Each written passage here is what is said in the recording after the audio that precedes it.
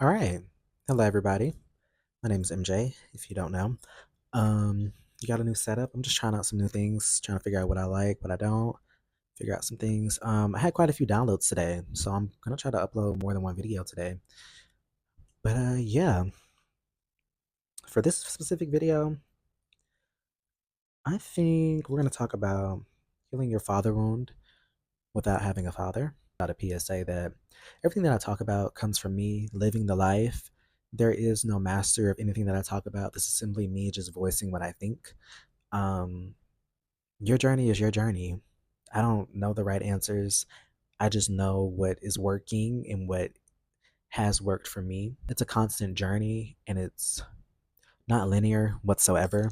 So, you know, while I do think that I have a lot of wisdom, I'm simply just sharing everything from personal experience and what I've done and the perspectives that I have in hopes that it helps somebody else. But also, this is therapeutic for me. I'm not somebody who likes journaling.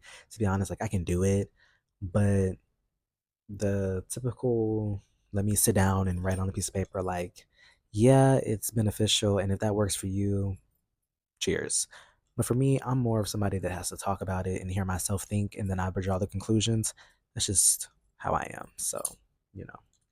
But yeah, we're just gonna see what flows out. But we're gonna be talking about healing your father wounds without a father. And I think I'm gonna make this a series actually. So today we're gonna focus on romantic relationships because I think that's where most of us see our father wounds peak out a lot.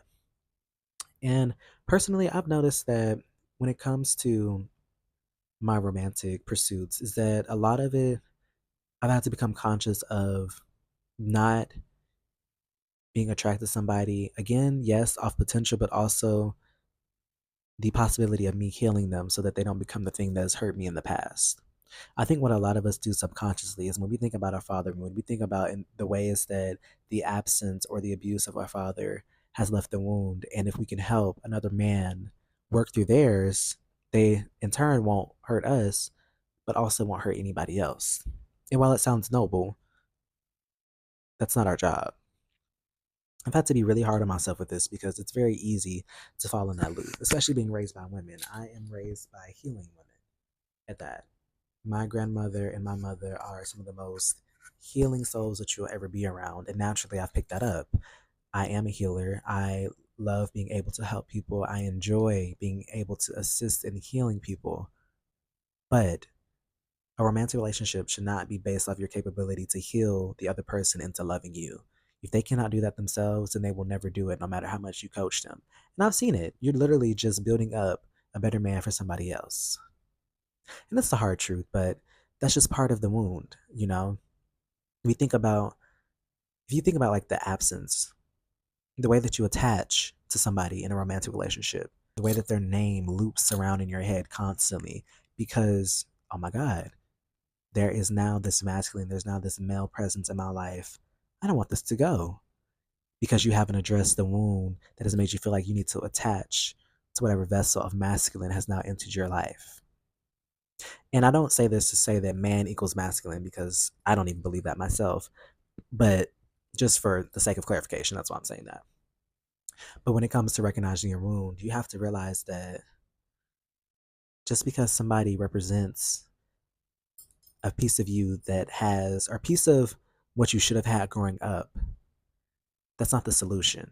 If anything, you are now left with the ability and the responsibility to fill that void with not only your love for yourself, but if you are to find a romantic partner, somebody who does this healthily without making it their responsibility. Furthermore, when it comes to addressing your father wound in relationships, do not make other men responsible for the shortcomings of your father. And this is one that I am actively still working on because I do find it very easy for me to still get triggered.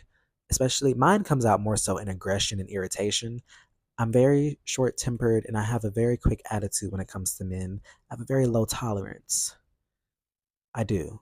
I've come to recognize this and I'm making great steps towards it. I'm very self aware in this aspect. I give myself time when it comes to responding to situations that may be a little tumultuous at the start. But I've really had to come to realize that the aggression that I have unwarranted for men is not all of men's responsibility, though a lot of them do act the same. Won't refute that at all. If you constantly make somebody responsible for the pain you've left unchecked, you are no better than the person that gave you the pain. And that's just how I view it. So, part of healing my father wound has been recognizing where my aggression for what I never got seeps in and making sure I don't make anybody else feel responsible for not only walking on eggshells around me so they don't hurt my feelings, but also that's just not fair.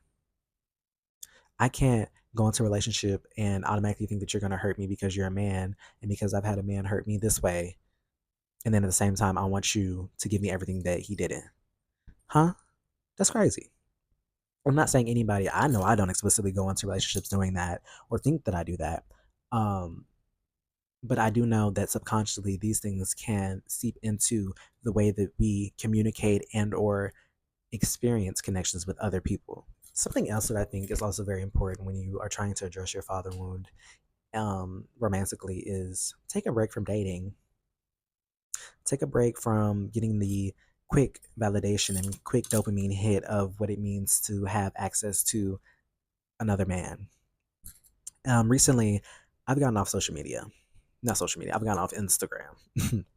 Instagram really is the problem. It's like the root of all evil. But I had to get off Instagram because I have too much constant access to too many maybes.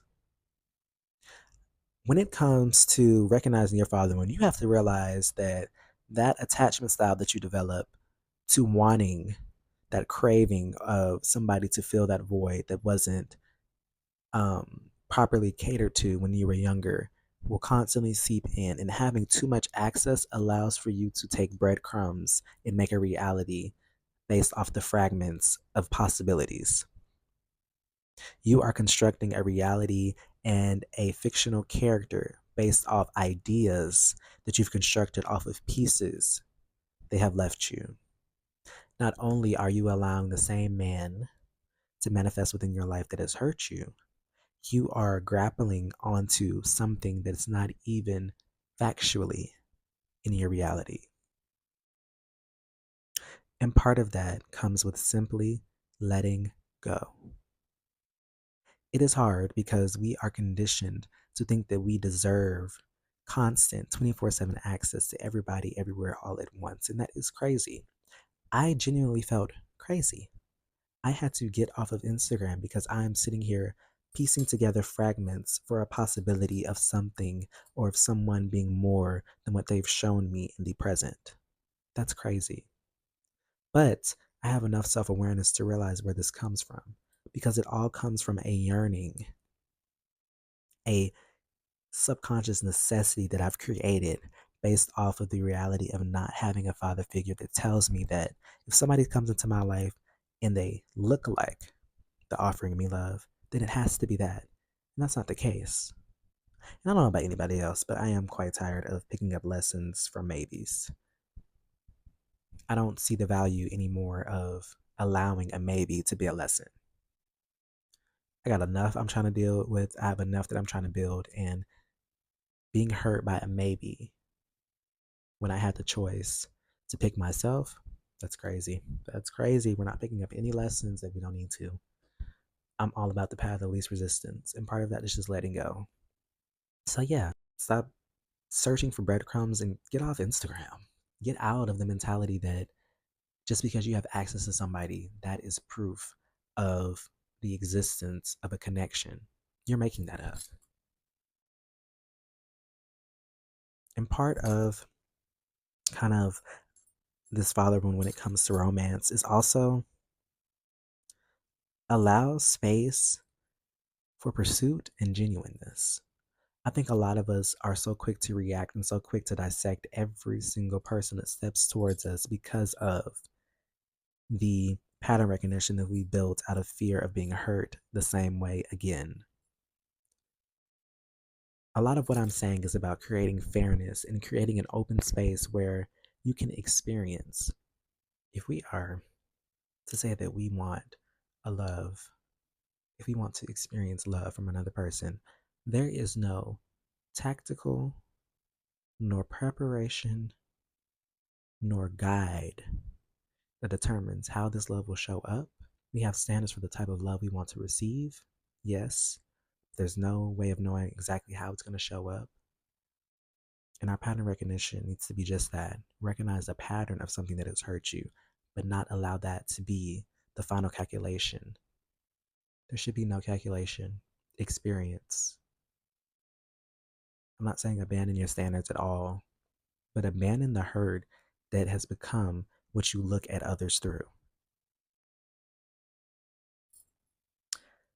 I feel like I'm going to really enjoy this series because I am 19 years old. So 19 years of being raised in a single parent household by nothing but women. So I've had 19 years to really ponder on this thing called a father wound.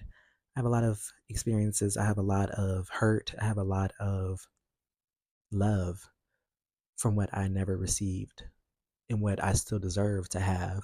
And who knows? And maybe in due time that wound may be healed. There may be communication. I don't know. I know I've moved to a point where I'm not fixated on it. I don't harbor bitterness. Life keeps going on.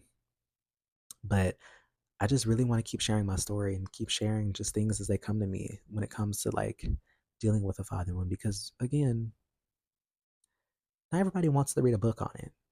Part of it comes from hearing somebody else's experience, somebody that you may not think. But I'm very open about coming from a single parent household because I'm proud of all the work that my mom has poured into me. Same with my grandmother. It takes a village, and that I have. So, yeah, I just think that